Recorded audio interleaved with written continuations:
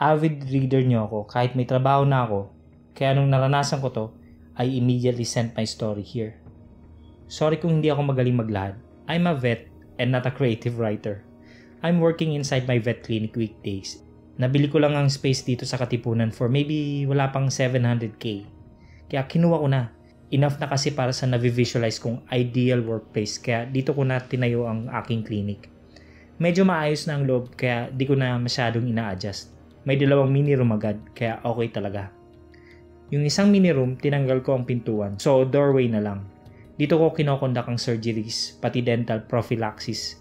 Kasi kasya naman ang equipment. Yung isang mini room, ginawa ko na lang na comfort room dahil mas maliit. Kaya hindi ko tinanggal ang pinto. Sa pinaka-entradang space ng clinic, obviously, dito ko ginagawa ang normal checkups. I've always hated doors with doorknobs. Kaya ang door ng vet clinic ko ay transparent na may push-pull function. Pero yung sa CR, may doorknob. Ewan ko ba? Hindi ko na rin napapalitan. Bihira ko lang din namang gamitin ng CR. So eto po. Last year lang when things started to get weird and it gotten worse. Unang beses sa atin nangyari yung bagay na yun nung may lalaking nagpa-vaccine ng isang boxer dog na may rabies. Habang tinuturukan ko yung animal patient, nakatingin lang siya sa pinto ng CR. Siyempre at first I thought na fly biting ito. Fly biting is what we refer to as a stereotypic behavior ng mga aso. Yung nakatingin sa kawalan. Paulit-ulit nilang ginagawa ito kahit na walang purpose. Pero maaring may causes. Hindi ko na lang muna pinansin dahil may iba pa akong commitments. Kaya nga mabilis ko na lang sinabi sa owner ang mga kailangan treatment sa aso. Kaso, hindi. Nakatingin pa rin siya sa CR kahit nag-uusap na kami ng owner niya. Kinalimutan ko na lang yun kahit medyo na-creep out ako. Kaso hindi pa pala nagtapos dun. Dahil simula nung araw na yun, karamihan sa chine-check up kong animal patients, laging tumitingin sa CR ng kliniko. Di naman as in always, pero madalas. One night, sa kliniko nakatulog ako. I woke up mga madaling araw na. Hindi talaga ako natutulog sa klinik dahil may bahay naman ako. At malapit lang ito, walking distance lang. Nagtaka ako kasi nakabukas na yung pinto ng CR. Hindi ko talaga yung binubuksan kung hindi ko gagamitin. Trinay kong isara pero hindi ko na masara.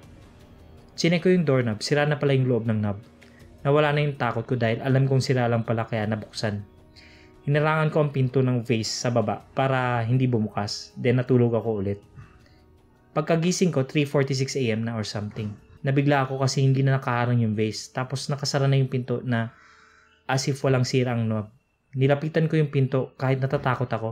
Tapos twist ko yung doorknob. Napamura ako dahil automatic na naayos ulit ito. Halong gulat at takot. Hindi na ako nagsalita at dali-daling nagayos ng gamit at lumakad na papunta sa bahay. I called my friend na kaklase ko nung high school who studied occult science. I consulted her at pinapunta sa vet clinic ko kinabukasan. Sabi niya meron talaga. Hindi ko na gets ang ginawa niya basta may pinaikot siyang mga stick na may usok sa lahat ng nakasulok-sulukan ng clinic, lalo na sa CR. Napalagay na ako pero sumunod na week, may isa na naman akong animal patient na tumititig sa CR. At hindi lang siya tumititig, nagpupumiglas siya.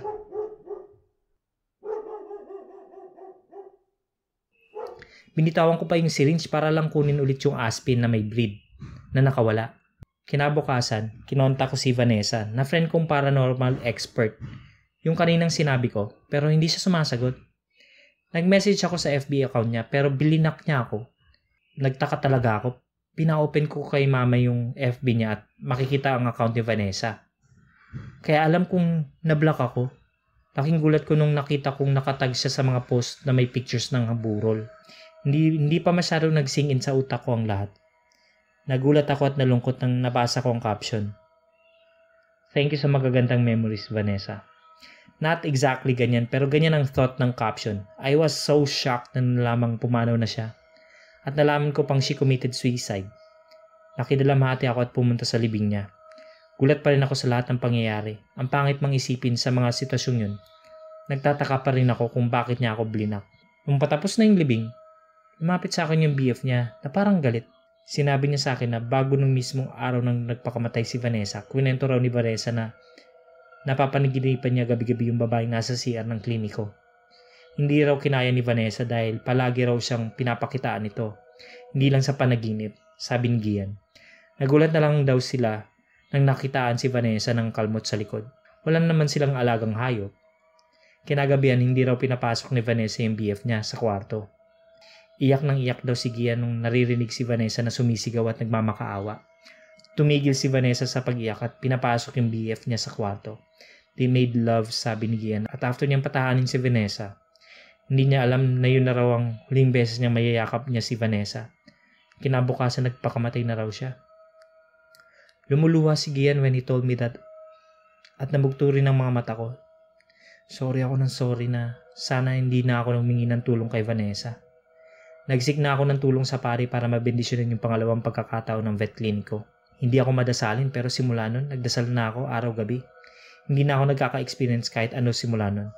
Bukas bibisitahin ko ang puntod ni Vanessa. Sana mapatawad niya ako at sana nasa payapa siyang lugar ngayon. Sana payapa na rin yung babaeng nagpaparamdam sa CR ng vet clinic ko. Yun lamang po. Thank you sa pagbabasa and God bless. Always pray. Kung gusto mong updated ka sa lahat ng bagong videos, click na ang subscribe button at notification bell. Maaari ka ring makatulong sa channel sa pagpunta sa Patreon page, yung link nasa description, kung saan pwede ka magpadala ng pera sa channel. Maski $1 or 50 pesos per month napakalaking tulong na po.